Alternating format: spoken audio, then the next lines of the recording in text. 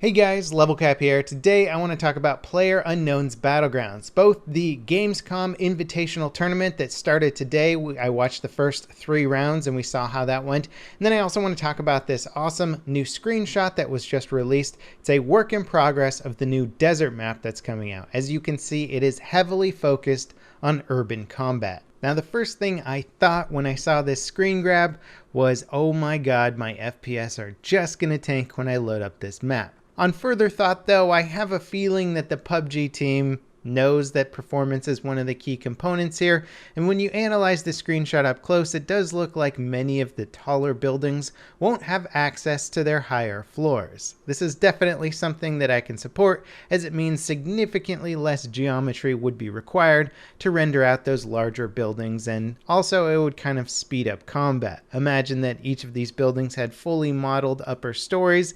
It would take 2, 3, 4 minutes just to clear one single building, and even in the slow-paced gameplay of PUBG, it's still pretty darn slow, especially when you're battling against the circle. So it really does look like some of these buildings only have the first or second floor modeled out entirely. Now, many of the buildings do have stairway access to the rooftops. A lot of it looks like it might just be there in case you accidentally land on the rooftop, but it does appear that there's some balconies and areas that you can get up to these fire escapes and get up there. It should take you a long time to get up, and you're not going to have a lot of cover, so the advantages of running up to the rooftop to get a cheeky sniper kill really might not be that worthwhile. I can't imagine we'll see too many people taking that much advantage of this, as it will put you in quite a predicament and an easy spot to get locked down from other players. You might also notice that the map looks significantly smaller than the previous one. In fact, it is. It's only supposed to be 4 by 4 kilometers, while the current map is 8 by 8 kilometers. So it's quite literally a fourth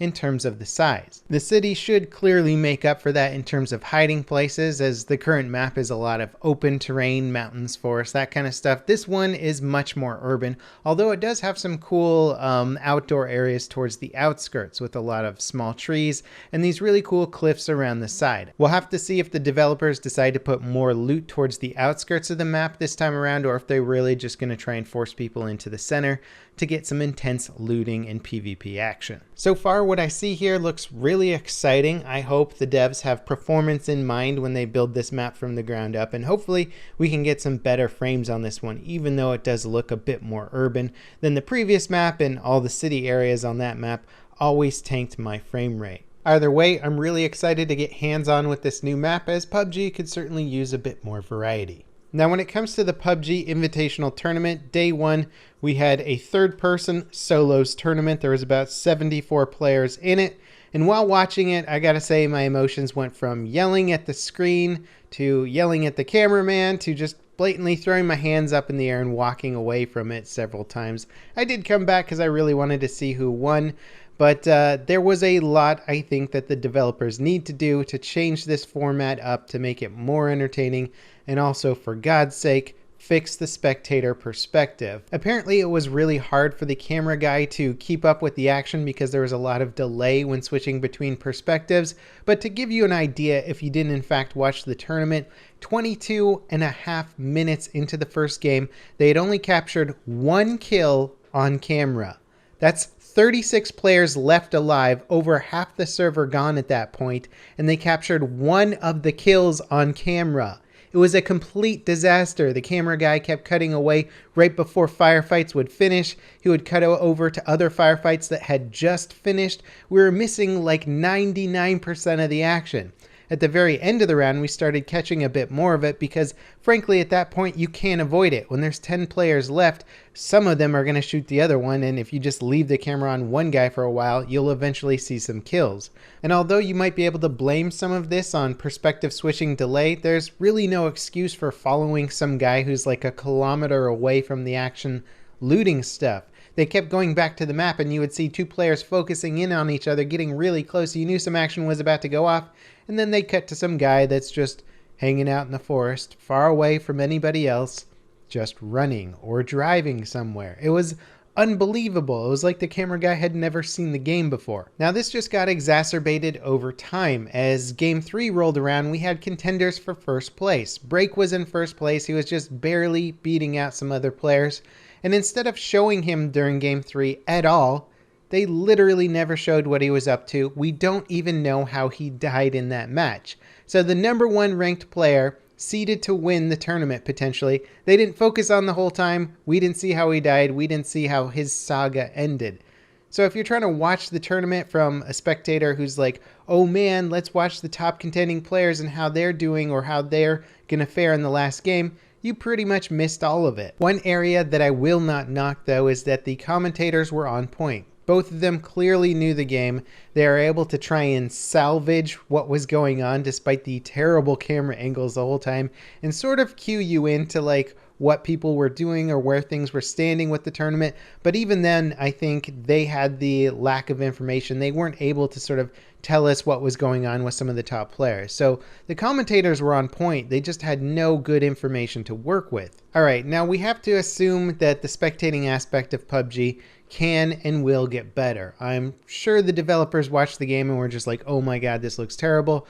We need to implement better tools for this as a spectator sport. We certainly rushed the tournament. I think everybody was saying that this was kind of a rushed tournament and they don't really have the tools in place to spectate it properly. I have no doubt that the spectating tools will get better down the road.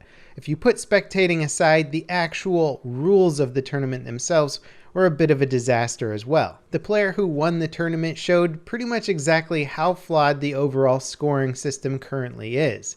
Right now they had it set up in a way where if you won a game, you got an insane amount of points, like 500 or something for a win. But if you got a kill, you got 5 points, which meant killing players was almost worthless in this game and that your placement was worth more than anything. So the winning player ended up having 4 kills total over 3 games. That's barely more than 1 kill per game. And he was playing it the right way. He was playing it the way that the developers designed this tournament, which was to avoid combat at all costs, spend most of your time outside the blue zone. He went to the spawn island twice. He only finished first place once with like 2 kills. And then the other games he died way outside the blue zone just trying to survive for as long as possible. Because he was able to survive as long as possible and get himself seated up there, he ended up winning the tournament on just placement, but not on combat skills or entertaining factor at all. Now, I've seen some debate about this. There are some people defending his playstyle and saying he was the most strategic, which I will agree with. He was the most strategic. The problem, of course, is that if this is the correct meta to play PUBG, then you're basically playing an elaborate game of hide and go seek, which is terrible as an esports game. If you're watching the best player in the tournament avoid combat for 30 minutes, who the hell wants to watch that? I think they definitely need to change up the scoring system, put more points behind the kills. Apparently H1Z1 does a thing where the longer you go in the game, your end game kills are worth even more, so it incentivizes more killing at the end of the game and you can win through kills rather than placement sometime. That sounds far more interesting. Incentivizing the killing and aggressive tendencies a little bit more could go a long way to making this a more entertaining game rather than a game of players trying to avoid each other at all costs. The sort of cherry on top of how ridiculous this whole situation was that Evermore, the guy who won the tournament, the last game he ended up just getting stuck in some rocks on the coast and having to survive as long by just using his health kits and healing, totally stuck and outside of combat. He literally got stuck in the game world and just died to the environment and ended up winning the tournament. I mean, when you compare that with like the win that Break got, where he got 11 kills and just tore it up at the end of the game, getting first place, killing tons of players, and you're like, yeah, man, that guy's a really good player. He knows how to play. He played it strategically as well. And then you're like, he lost to the dude who got stuck in the rocks on the coast who died to the blue zone. Like, you just put them side by side, and I'm not saying Evermore's not a good player. He's definitely got shooter skills. His strategy was just so damn passive, and the game rewarded it so hard that it was such an underwhelming tournament and not a representation of shooter skill at the end of the day. It was sort of a representation of like pro hide and go seek, which is something that I just don't think the esports world really wants. And I don't know if the developers are trying to design a game where you can play it this passively and still do incredibly well in the tournament scene. I hope not for the future, but we'll just have to wait and see. This again was the solo tournament, so some extremely cheesy strategies emerged. we'll have to see if the same strategies hold through for duos and squads. Anyway, I do plan on tuning in for some of the duos and squad gameplay just to see if it changes up the meta a little bit. But I think it's safe to say that PUBG is far from being ready as an esports game. Spectator needs a huge amount of work. The rules of the tournaments need a huge amount of work. Overall, though, I'm pretty excited about the new map graphic. PUBG still works great as a casual game right now.